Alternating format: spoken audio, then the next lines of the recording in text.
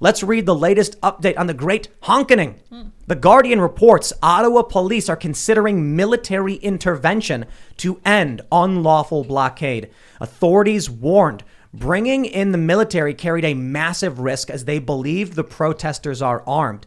What's really, really fascinating about this, let me read this paragraph. The Ottawa police chief, Peter Sloley, warned on Wednesday that officers did not have the resources to remove a fleet of trucks parked by the protesters in the national capital, adding the city was considering requesting help from Canadian Armed Forces. What did we say yesterday? We said, even if they wanted to, the police would not have the means to remove these trucks. And if some of these truckers are just driving my truck, what can you do about it? Yep. The tow truck companies reportedly are refusing to get involved.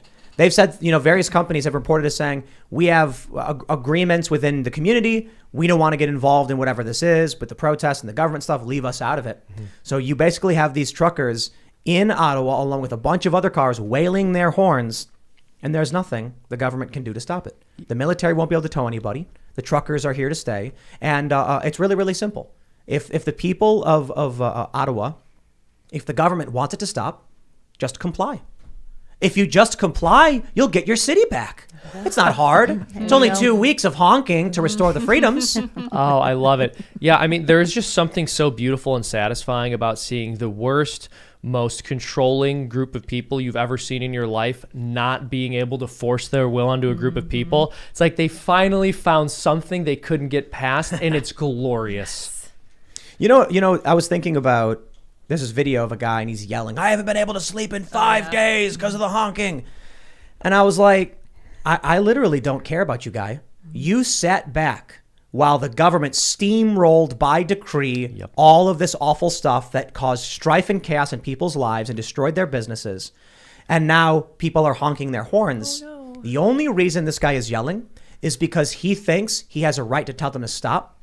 You see, he didn't do anything to stop the government from steamrolling over people's rights. No. But now he's going to go to a trucker and be like, I'll yell at you. Sorry, buddy.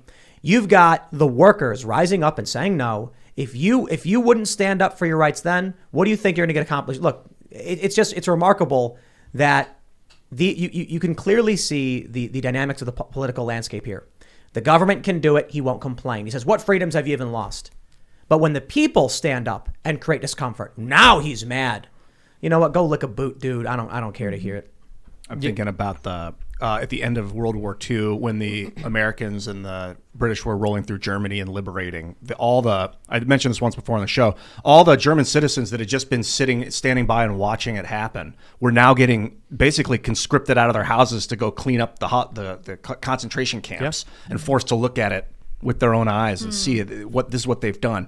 They weren't in a position to tell the American troops stop honking, because it had gone that far. We haven't gone that far yet, and hopefully we won't. But you can't sit by and comply with a tyrannical government and expect when the cavalry comes in to fix the situation that you're not going to be pulled into it. Yeah. Well said.